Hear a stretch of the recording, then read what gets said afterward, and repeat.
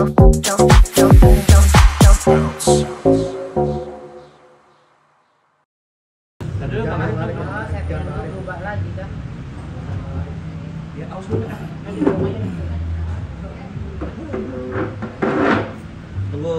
Bang Rasis dulu nih, belum nih.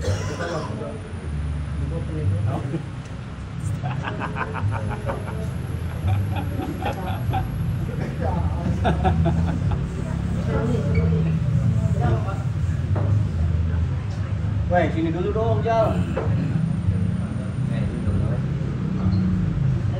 Seru nih kan? Seru nih, Bang. Dan jahe, Bos.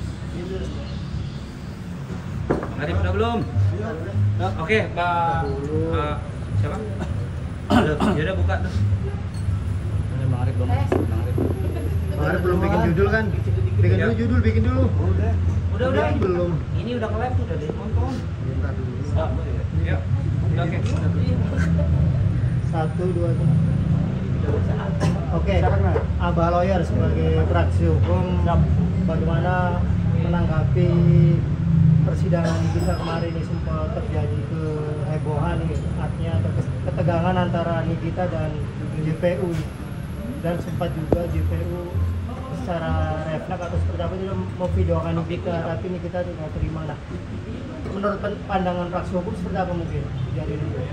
Dari gini, masih lihat sekilas-sekilas di TV ya, juga di beberapa channel YouTube.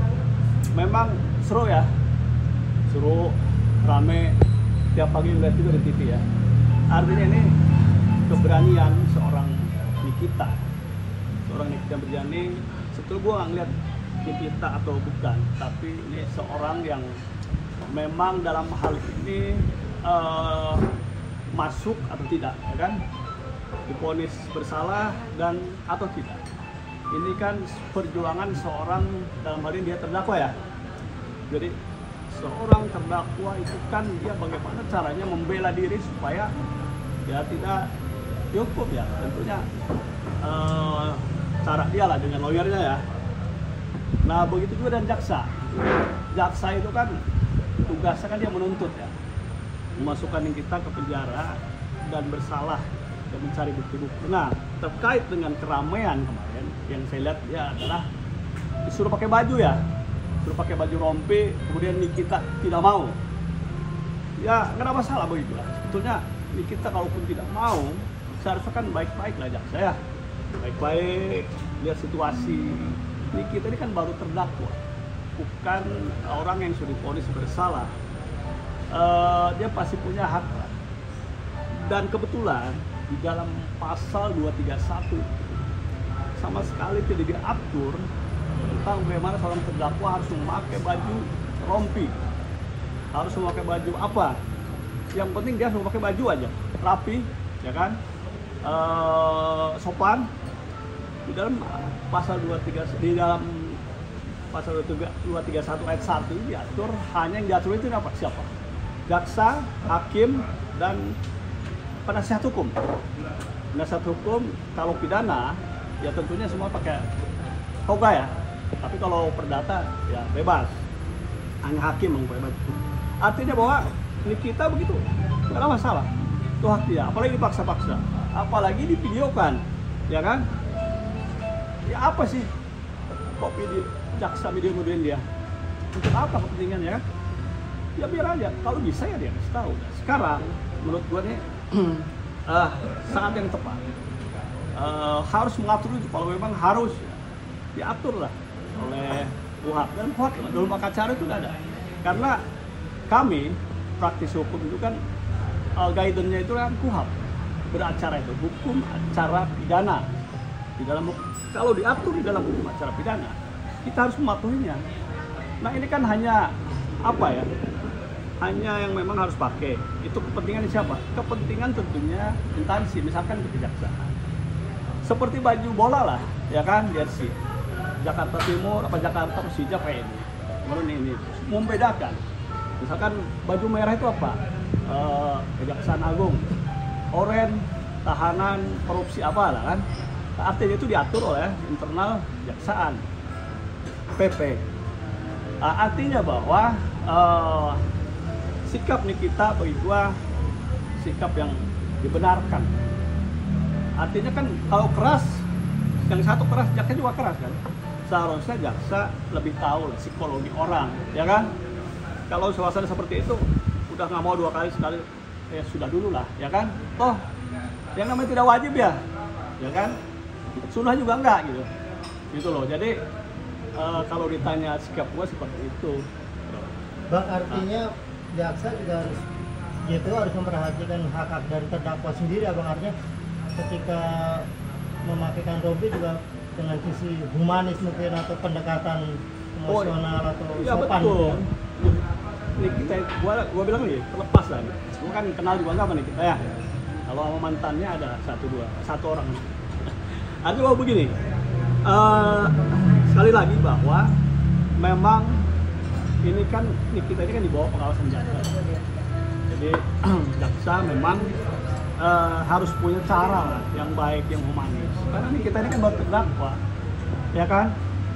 Human rights, asasi juga boleh aja kan? Bahwa Nikita itu berhak untuk menolak. Itu aja lah, nggak diwajibkan lah. Oke, Bang, tadi abang sempat memuji keberanian Nikita atau melakukan perlawanan terhadap jaksa dan hakim juga. Apakah itu tidak merugikan Nikita dari sisi mungkin pertimbangan nanti putusan pengadilan atau seperti apa, Bang? Saya rasa dia kan punya pengacara ya. Pengacara sudah paham. Kalau itu kan hanya bagian pertimbangan yang lain. Misalkan dia apa yang lain, presidivis misalkan, ya kan? Itu yang lain, pertimbangan ya. Tapi untuk itu, saya rasa tidak menjadi pertimbangan yang terlalu penting, ya kan? Toh juga dia tidak melanggar hukum acara, ya kan? Misalkan dia menghina hakim, ya kan? Yang lain-lain lah, seperti itu. Artinya bahwa, kecuali misalnya kayak siapa tuh? Ada kawan kita kan, yang naik ke, ya kan? Itu kan lain, itu pasti kena sanksi. Selama masih seperti itu cara-cara dia mempertahankan diri agar dia juga sebagai manusia yang punya persamaan haknya di depan hukum, dia boleh aja cara membela, ya kan? Cara membela itu loh, membela diri. Kalau kalimat-kalimat yang tidak baik, kurang etis dilontarkan di ruang sidang terhadap JPU dan hakim, tudingan suap, tudingan fisik segala macam, hal itu bisa memberatkan. Ya sekali lagi saya bilang, itu kan beda konteks ya.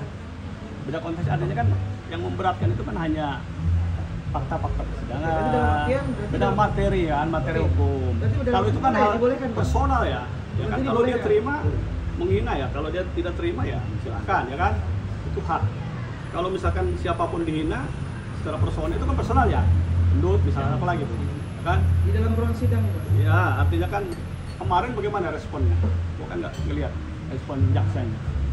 Ya, kalau jaksa kan hanya diam paling. Oh ya diam, diam kan berarti dia tidak terlalu terganggu ya, itu hak. Akhirnya dia paham aja lah. Seorang terdakwa itu kan emosional ya, karena kepancing misalnya. Keras mananya kita lihat kan, udah seperti itu kan. Nah, bahkan permintaan mengganti hakim dan macam biasa. Dulu Sri Bintang Pamungkas, jaksa Silangit selama itu ingat. Artinya bahwa selama masih batas kewajaran, tidak menghina pengadilan secara ini persidangan, saya rasa masih boleh. Asal kalau penghinaan secara personal kan beda, gendut segala macam, beda konteks. Yang memberatkan itu kan bukti dong, dia terbukti secara sah dan meyakinkan, ya. Kalau hanya dia bersikap baik, hanya pertimbangan aja, pertimbangan lain ya kan. Tapi kalau gara-gara hanya itu, ya mungkin pasalnya kan berbeda, penghinaan apa kan terhadap personal ya. Terus ada lagi katanya apa? Mau buka bukti-bukti flash disk ya kan? Buka rekaman, dia minta dibuka di situ ya. Ya artinya kan ada memang, kalau memang itu ada kaitannya dengan bukti-bukti hukum yang untuk membela dia, ya sah-sah aja. Nanti kan ada bagiannya. Tapi hakim juga misalkan menolak, ada juga punya hak untuk mengesampingkan alat bukti apa yang sifatnya diperoleh secara melawan hukum, bukti-bukti video misalkan. Ada rekayasa itu boleh hakim menolak. Nah, Artinya kalau misalkan ada tuduh, misalkan benar-benar terbukti tuh video itu, nah ini masalah kan, gitu.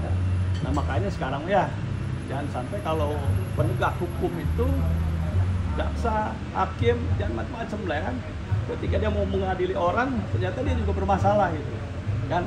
Jangan sampai dicari juga lemahnya, terganggu dong ya peradilan Indonesia. Gitu bro. Bang, sebesar apa sih wewenang jaksa dalam persidangan bang memberikan keterangan dari saksi itu bang? Yang punya kewenangan itu kan di dalam persidangan itu kan hakim, ya kan? Hakim. Kalau jaksa ini kan tugasnya menghadirkan terdakwa, membuat tuntutan, membuktikan tuntutannya, ya kan? Sehingga diserahkan kepada hakim, menjadi pertimbangan hakim untuk mengambil keputusan apakah bersalah atau tidak. Kemudian terdakwa pun masih diberi kesempatan untuk membela diri, apa yang menyiapkan bukti-bukti dan saksi. Nah kalau jaksa itu kan batasnya dia menghadirkan, kalau memang dia mendarat terdakwa, kemudian menghadirkan bukti-bukti, menghadirkan saksi-saksi sehingga tuduhan dia dapat dibuktikan.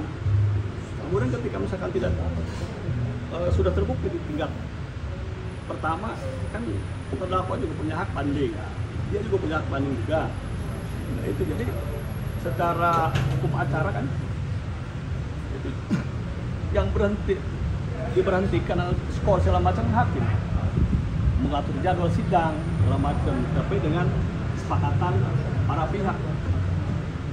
Kemarin gitu bang, lagi sidang Liga 1, jadi saksi enak-enak memberikan kesaksian, tiba-tiba disuruh berhenti gitu. Padahal Siapa?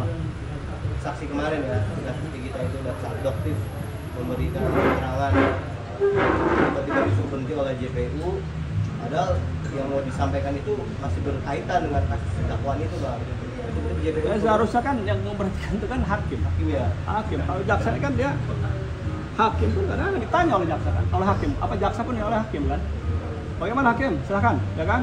Dibacakan tuntutannya, ya kan? Dibacakan segala macam. Kalau komunikasi nanti kan ada juga saling menjawab antara bagaimana keterangannya, ya kan? Sebaliknya pun begitu. Itu kan hukum acara lah ya, diatur semuanya. Bang, yang menarik ini kemarin Taufik sendiri kan sebagai saksi dari pihak kejaksaan. Nah, terus ada pertemuan apa itu boleh di ruang sidang atau itu hal yang biasa bang? Pertemuan gimana? Ya misalnya menyapa gitu kan, mendatangi, apakah itu dibolehkan atau bagaimana? Ya selama menyapa sebagai manusia, sebagai perkawanan. Perkawanan nggak apa-apa. Ya kan saya kenal Noven, masa pura-pura nggak kenal ya kan? Kecuali dia bersepakat bermufakat segala macam kan. Ya artinya memang ada ya kan aturan-aturan. Sekarang itu kan dulu kan kita masih bebas ke dalam kejaksaan kemana ke aktif. Artinya sekarang kan supaya tidak timbul fitnah lah ya kan.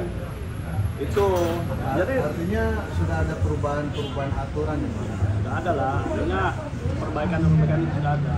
Ya ada. Tapi walaupun sudah begitu, kan masih jebol aja.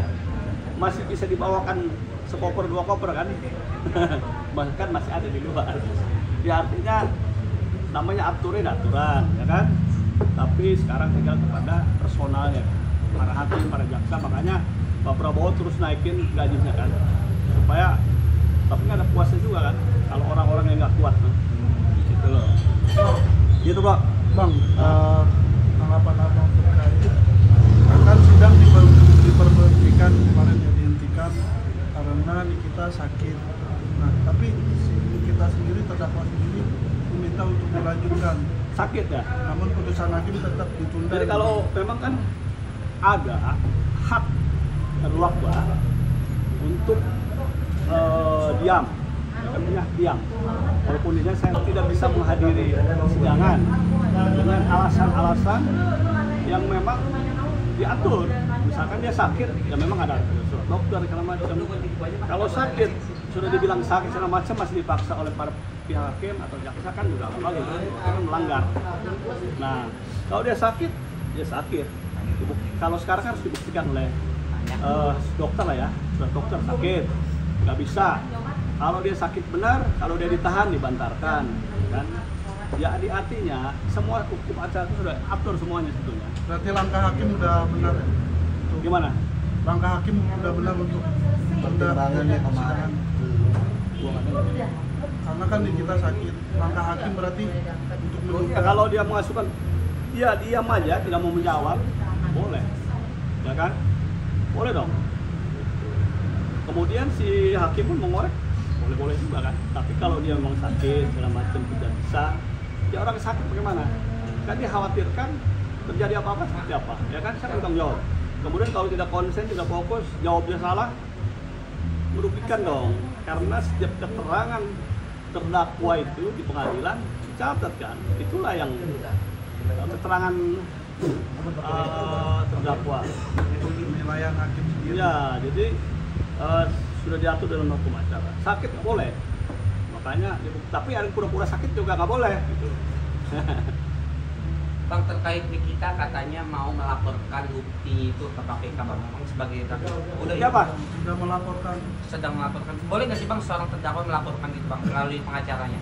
Kan dia ini manusia ya, warga negara Indonesia, ya kan? Semuanya sama di depan hukum, ya kan? Sama.